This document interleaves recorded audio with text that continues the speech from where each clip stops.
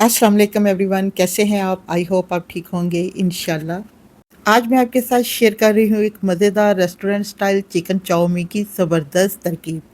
ये चाउमीन ना सिर्फ झटपट बन जाती है बल्कि बच्चों और बड़ों की सबकी फेवरेट है। नरम मज़ेदार चिकन, रंग बिरंगी सब्ज़ी और खुशबूदार चाइनीज़ सॉस के साथ तैयार करदा चाउमीन आपके दिल को जीत लेगी। चलिए फिर आइए बनाते हैं मज़ेदार चिकन चाउमीन। सबसे पहले चूल्हे की फ्लेम को ऑन कर देते हैं, हाफ कप ऑयल का डाल देते हैं। जैसे ही ऑयल गर्म होता है इसमें 1 टीस्पून अदरक लहसुन का पेस्ट डाल देते हैं। 1 मिनट के लिए अदरक लहसुन को फ्राई करते हैं। अब यहाँ पर मैंने बोनलेस चिकन लिया है और ये है 1 पाव के करीब और इसे मैंने लंबा लंबा काट लिया है। अब इसको अदरक लहसुन के साथ ही फ्राई करते हैं और मैंने इसे लंबा लंबा और पतला पतला काटा है ताकि ये जल्दी गल जाए। और अब इसमें शामिल कर देते हैं 1 टीस्पून नमक का। और नमक आप अपने टेस्ट के हिसाब से कम या ज़्यादा कर सकते हैं और इसे फ्राई करते हैं 2 से 3 मिनट तक ताकि अच्छी सी अदरक लहसुन की भी खुशबू आनी शुरू हो जाए। जी, अब मैंने इसमें थोड़ा सा डाला है लहसुन का पानी, इससे और भी ज़बरदस्त जायका आएगा। माशाल्लाह से यहाँ पे 3 मिनट हो गए हैं चिकन को फ्राई होते हुए। अब इसमें शामिल कर देते हैं शिमला मिर्च। शिमला मिर्च को भी मैंने लंबा लंबा और पतला पतला काटा है और इसको ज़्यादा टाइम नहीं लगेगा कुक होने में भी। इसे ज़्यादा से ज़्यादा ये 5 से 7 मिनट में बन के हो जाएंगी रेडी। अब इसमें शामिल कर देते हैं आलू।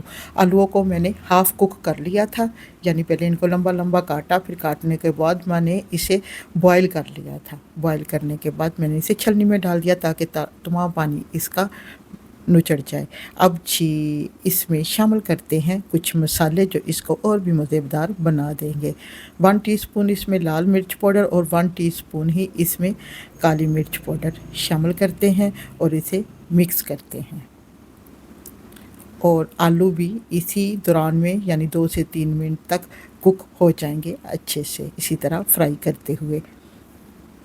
2 मिनट हो गए हैं इनको फ्राई करते हुए। अब इसमें शामिल कर देंगे हाफ़ कप सिरके का, 2 टेबलस्पून सोया सॉस और 2 टेबलस्पून ही चिली सॉस के हम शामिल कर देते हैं इसमें और इसे मिक्स करते हैं।